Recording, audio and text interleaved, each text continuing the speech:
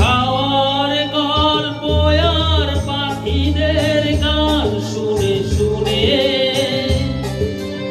আজ এই ফাল্গুনে দুটি চোখে স্বপ্ন শুধু আঁকো। হাওয়ার গল্প আর পাখিদের গান শুনে শুনে আজ এই ফাল্গুনে দুটি চোখে স্বপ্ন শুধু আঁকো। আজ এই দিনটাকে মনের খাতায় লিখে রাখো, আমায় পড়বে মনে কাছে দূরে